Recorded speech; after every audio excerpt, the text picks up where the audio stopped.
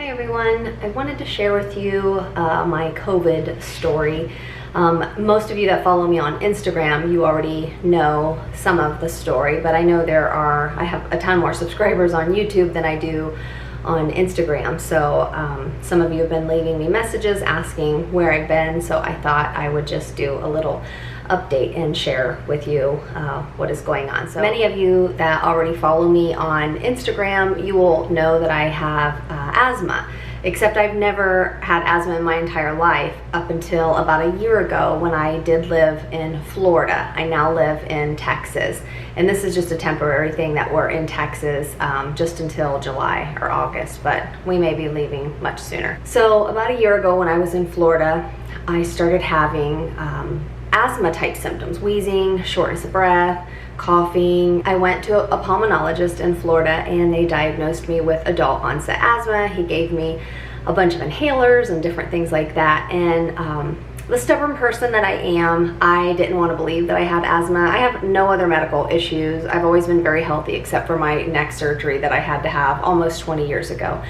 And because of the neck surgery, I get pretty bad migraines, but I manage them very well. I get Botox injections, hence the reason everybody always asks why my forehead isn't full of wrinkles, because Botox goes all around the sides of my head, down my neck, in my shoulders, and then they do 3 or 4 of them right here. So I don't get, I'm actually overdue. The Botox is completely worn off, but since I've had it for so many years, this is what's left. But anyways, and I really have no other issues other than just, some neck pain, but I don't take any medicine on a daily basis. I didn't really want to believe, I didn't want to believe what the pulmonologist said last year, and so I didn't take any of the medication. But then my symptoms started going away because I got this supplement right here. This one it's empty. It's called Clear Lungs, and I have talked about it before, and I thought that, I've gone through a few of these bottles. I thought maybe this was managing those asthma symptoms because they pretty much just went away, but I also was taking this every day. I also was taking another supplement after he diagnosed me because, of course, when I think I have something wrong, I always want to try to heal things naturally with my diet or adding some supplements versus taking crazy medication. So another supplement I started taking it wasn't this brand, it was a different brand of NAC, it's N-acetylcysteine. And so I felt, and it was working great, and I felt like, my asthma symptoms were well managed. Then I moved to Florida to help out our 89-year-old mother-in-law, my husband's mom, and we get here, I guess, almost 2 months ago, a month and a half ago. So that is why we are in Texas. And excuse my voice, I know I keep sounding like Marge from The Simpsons, but whatever is going on in my lungs and my vocal cords, it just keeps changing my voice periodically. So I may even try to edit some of that out because it's very annoying. The other thing you might notice is I have to catch my breath often, and I'm actually sitting down. Normally if I film, I might stand up, especially if I'm doing skincare, but I am not able to stand up very long without, hovering over the counter because this is what's going on right now. So we get to Texas a couple months ago, and pretty quickly I started having those asthma symptoms: difficulty breathing, shortness of breath, some wheezing on when I would exhale. I felt like I was trying to push the air out. And anybody that has asthma, you pretty much know the same asthma symptoms. But I couldn't figure out what was causing it. And I did still have the albuterol inhaler. I didn't keep the Symbicort or any of the other medicines that the pulmonologist in Florida had given me, but I did keep the albuterol inhaler, mainly because my husband said, let's just keep it just in case there's an emergency. So I noticed that the albuterol would fix it. Not really fix it, it would help to open up my lungs a little bit. So that's how it all started when we first came here to Texas.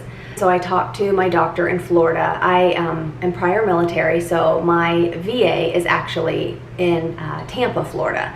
So I did a virtual video conference with her, and she said that I need to take this seriously because it is asthma, and if I don't start taking the daily steroid and the medications, I could end up in the hospital on a ventilator. So that was enough to scare me. And but then a couple days later, it just kept getting so bad, so I had to go to the urgent care here in Texas. And I went to the urgent care, and they did a COVID test, These symptoms weren't anything different than what I had had a year ago in Florida, but they still did a COVID test just to make sure, and the COVID test was negative. So the urgent care, they prescribed a high dose of a steroid that I had to take, I think, for 5 or 6 days. They prescribed a nebulizer treatment on top of my albuterol inhaler, and he prescribed Symbicort inhaler also, which is another steroid. And so I started doing that. Of course, you know, it takes time for the daily inhaler to work, but I was having to do the nebulizer treatment very, very often. So a couple days after that, I had another asthma attack at like 1 a.m. I just could not breathe. It was very scary. And so my husband took me to the emergency room, which I hate going to the hospital. Also, just FYI, in the military, I was a military medic, and then my last 4 years in the military, I did 11 years, but in my last 4 years, I was an instructor for the nursing and the emergency medical technician course. So I do have a medical background, but you know, I'm not licensed or anything now. He took me to the emergency room that night around 1 a.m. and they were very nice. That's one thing I will say about being here in Texas versus being in South Florida. Everyone is so overly friendly here, and it's shocking sometimes. Sometimes my husband and I will finish talking to someone, or we get off the phone with someone here in Texas, and we look at each other and our mouths are just dropping because we just are so not used to people being this friendly. So I will say that's one thing that I absolutely love about being here. It's just not like that in South Florida, but they were so overly nice, just really, really nice. However, being a prior military medic and an instructor, my husband, I drive him nuts because I am really big on hand washing, whether we have COVID or not. I am always one of those that's washing my hands, you know, always making sure things are clean and trying to avoid germs.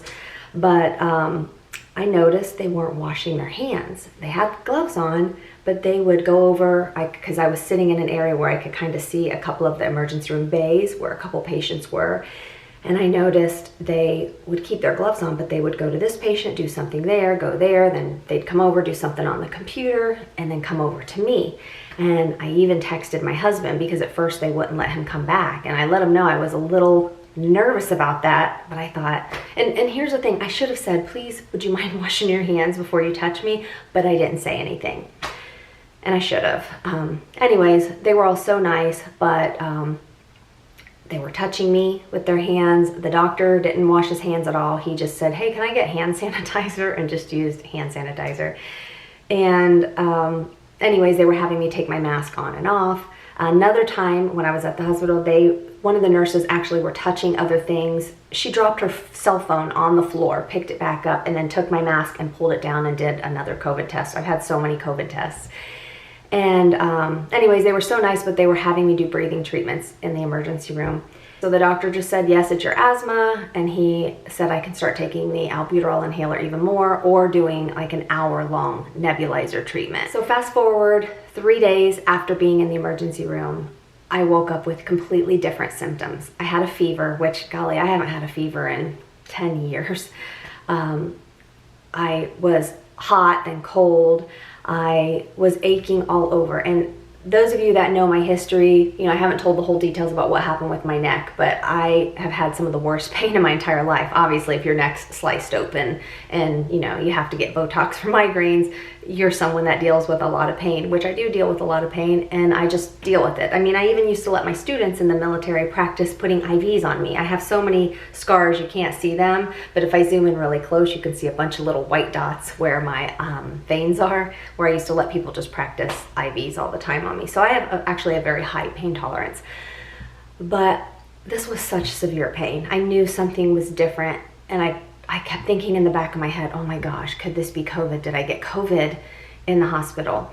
It progressed during the day. It got so bad to where I couldn't even drink anything. I was about to pass out. If I would even sit up in the bed, everything would start spinning, and I knew I'm about to go down.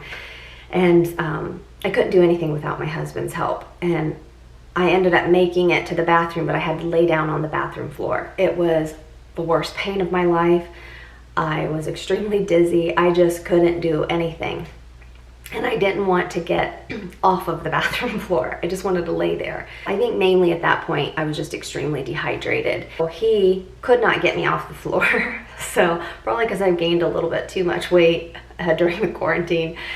And so this is when we were having our snowstorm was starting here in Texas, which I really knew nothing about it because I had just been in the bed for so long.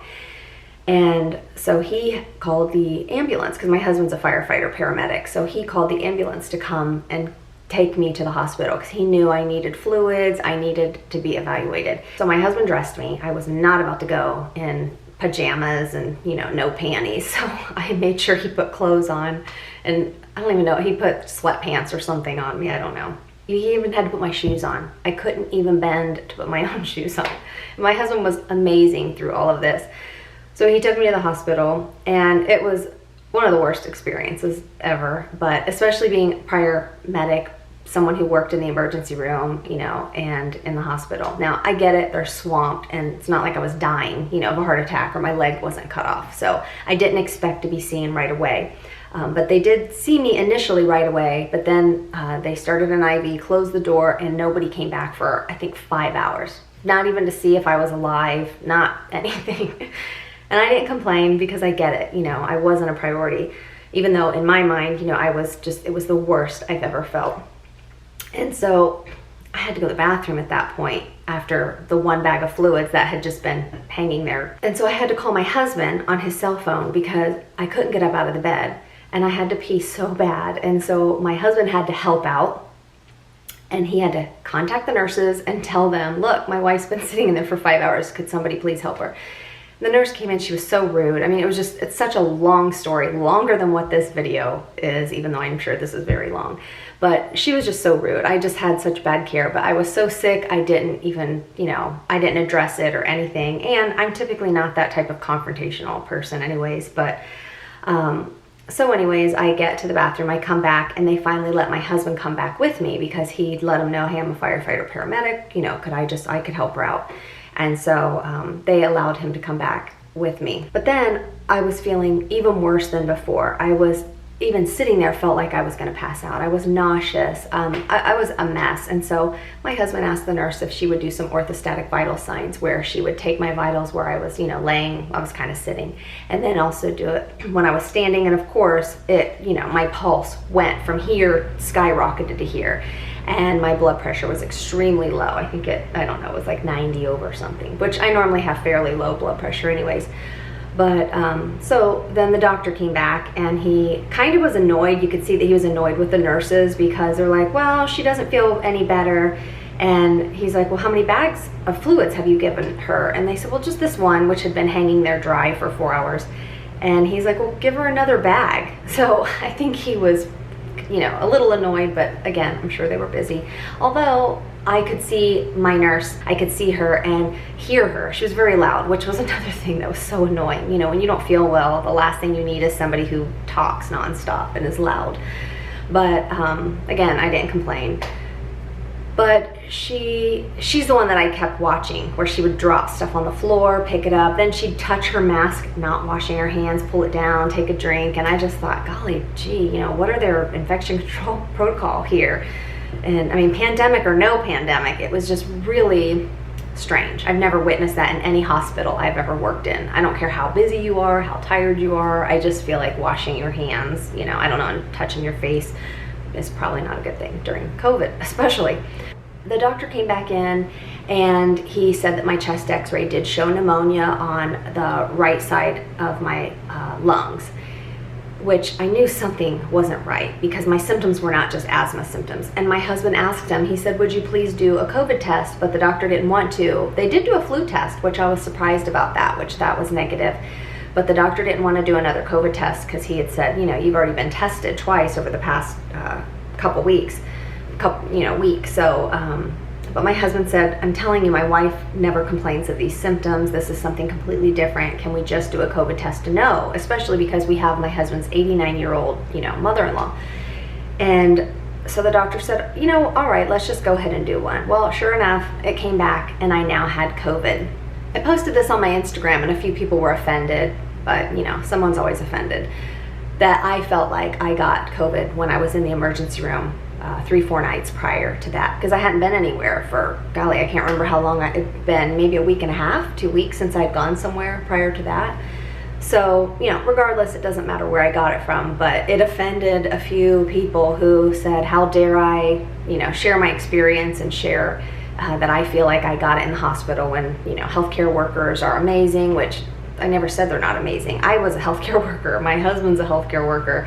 I do think they're amazing. I'm just saying the care that I received was, you know, subpar. And I was a little, you know, disappointed in that. But, you know, I don't know why someone else would be offended at my experience and, you know, my thoughts. But anyways, so I was diagnosed with COVID, positive COVID that day, and pneumonia. And my sodium was extremely low. And of course that was probably just because I was extremely dehydrated. So I was doing the keto diet, the ketogenic diet. I actually lost like 10 pounds. I was losing a pound a day, which is was probably mostly water weight. But I had only gotten back on keto probably a month before I got diagnosed with COVID.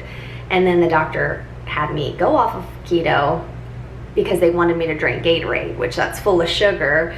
And so I ended up going off of it. I just went back on keto a week ago, and I already have checked. I got back into ketosis already, so I'm good. We're doing like healthy keto. We're not eating like plates of bacon, stuff like that.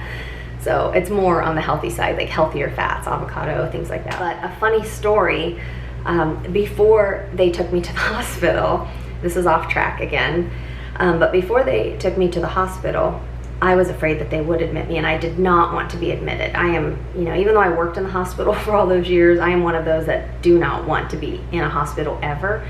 So I was so sick, I hadn't washed my face in like 3 days. If you are a normal subscriber of my channel, you know that I love skincare. You know, I've never gone to bed without washing my face, probably since I was like 14. So I was that sick to where I didn't wash my face or anything. But funny story, my husband, when they were taking me to the hospital, I thought, well, if they admit me, I'm not gonna have any skincare, and what if I start feeling better and then I can't do my face? Like, don't ask why these thoughts were going through my head.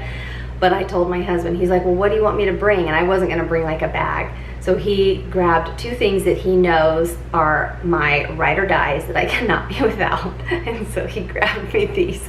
This is my Skin Medica TNS Essential Serum. It's a growth factor serum for your skin.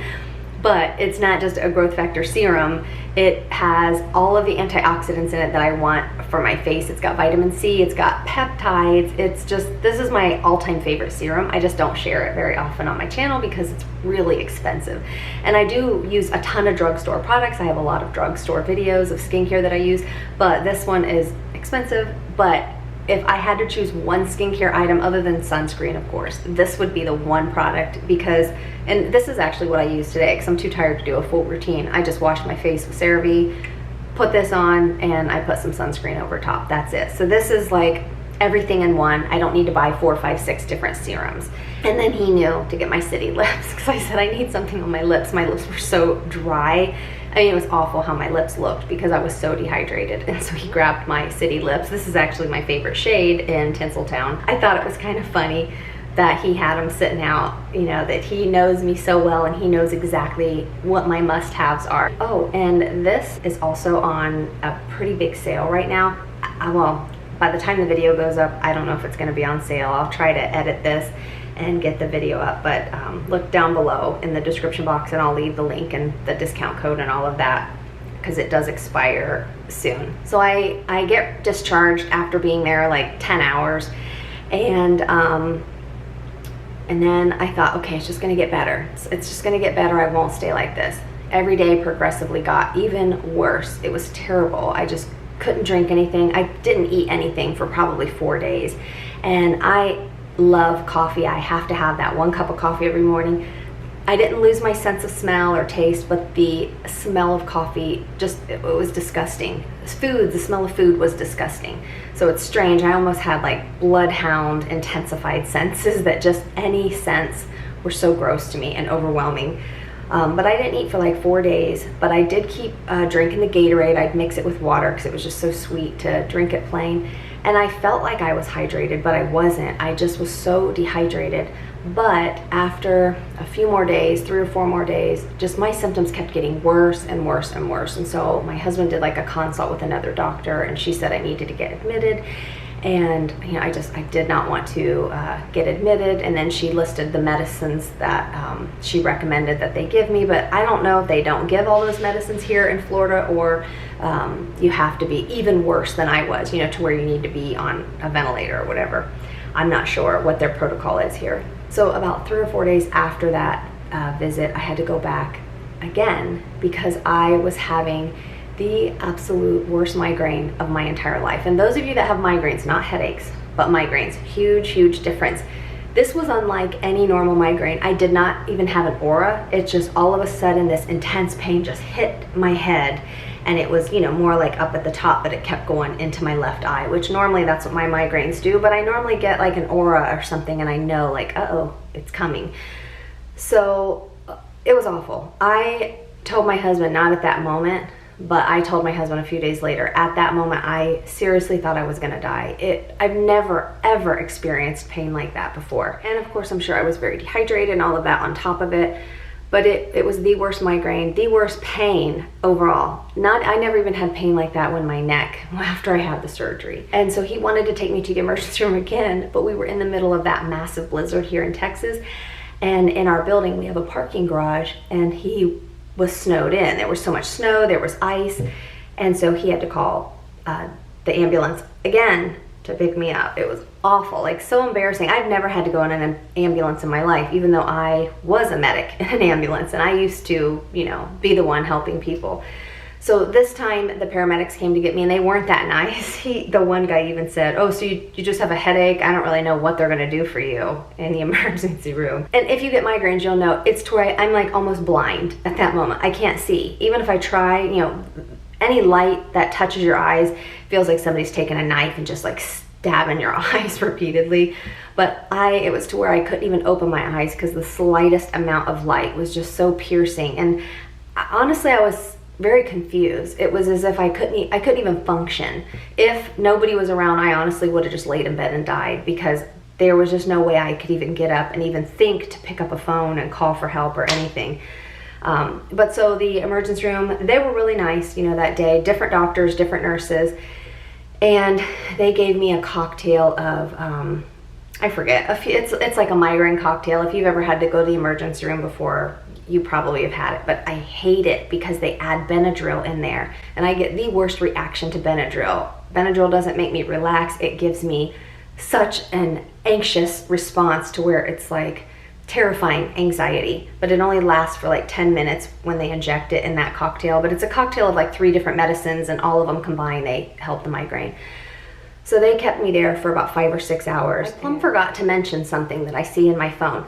When I first went to the urgent care, and this is now, 2 weeks prior to where I am in this story, but when I first went to the urgent care, the doctor there told me that San Antonio is like the asthma capital of the world, and I never knew that. So he said that there's a mountain cedar tree that's here in Texas, and he said possibly it's the mountain cedar tree that triggered my asthma as soon as I got here.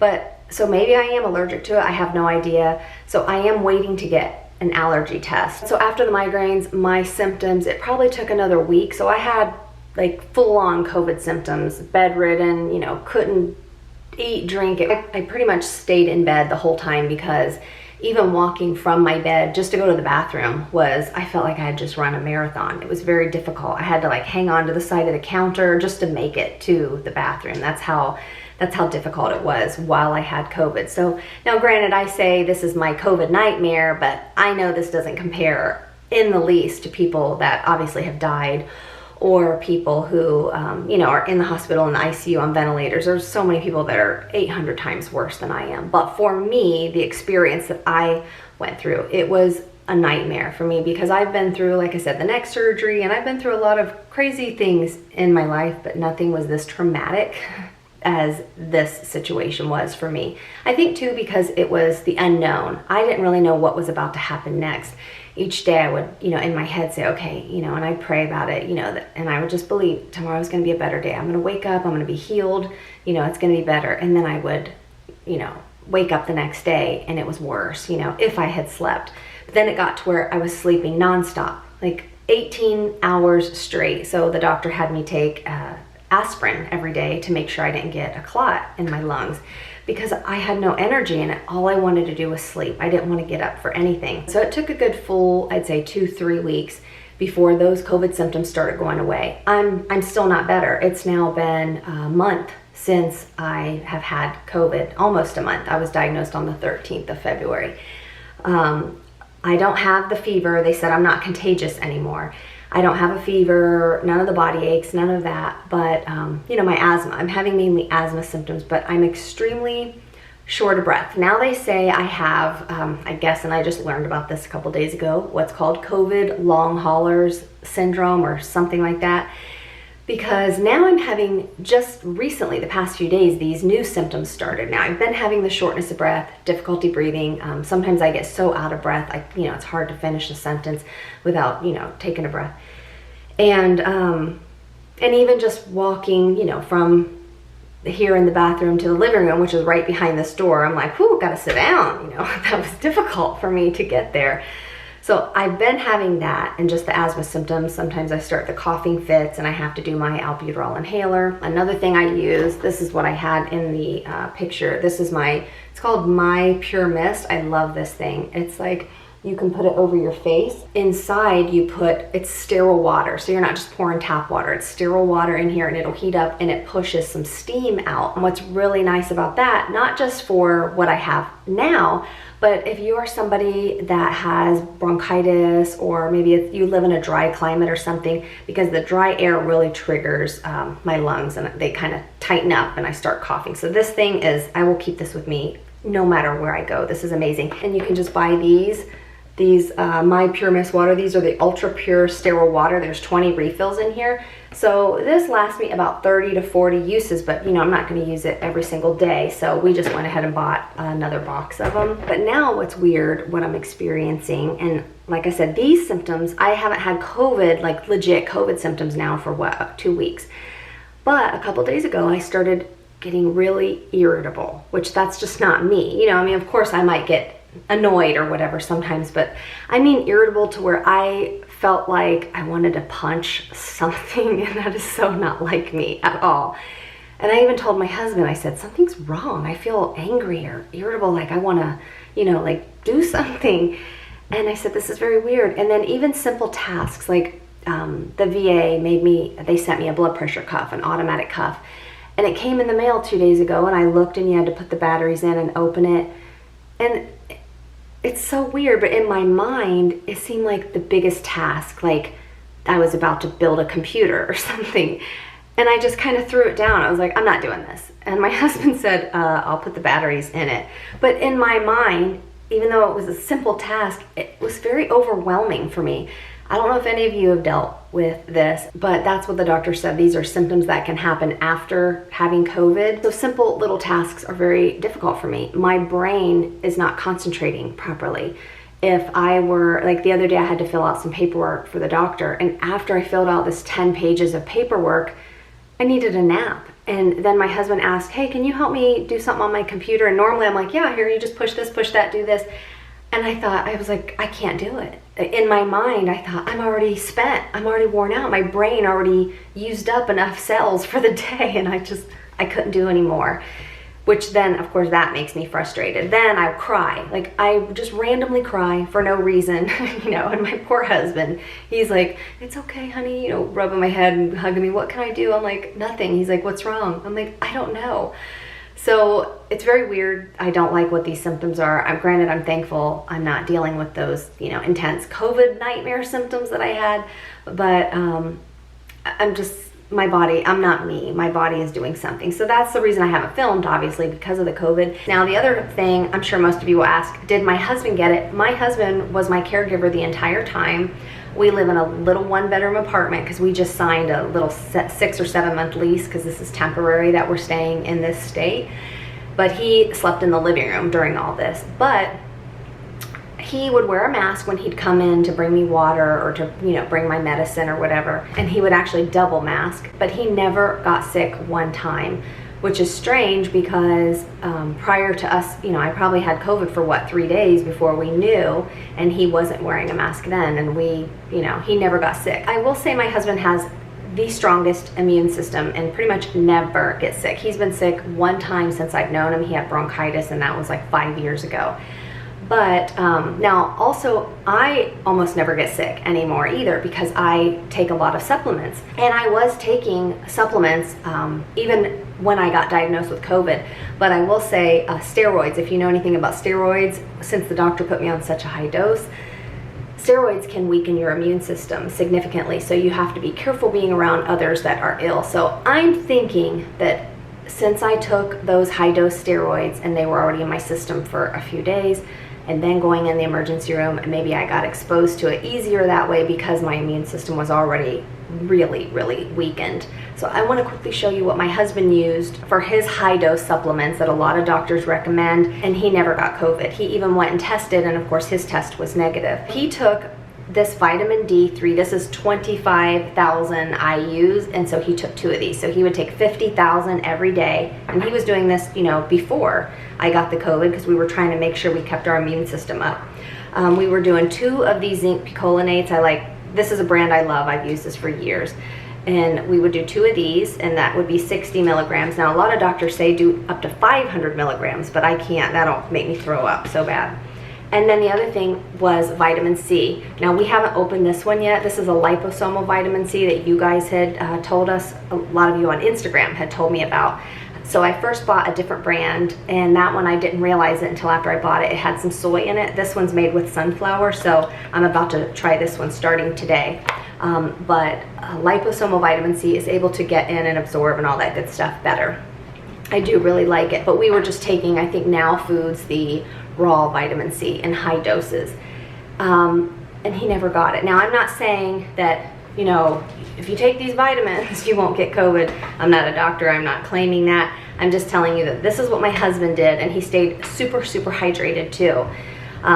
Anytime, you know, sometimes colds and flus, things like that, as long as you stay hydrated, oftentimes, you know, that can help your body to heal quicker or to not get sick. So he just really doubled up on these specific vitamins and lots of fluids, and he did not get sick one time. So I'm so thankful for that, because honestly there'd be no way the both of us could be sick because there's nobody here to care for us.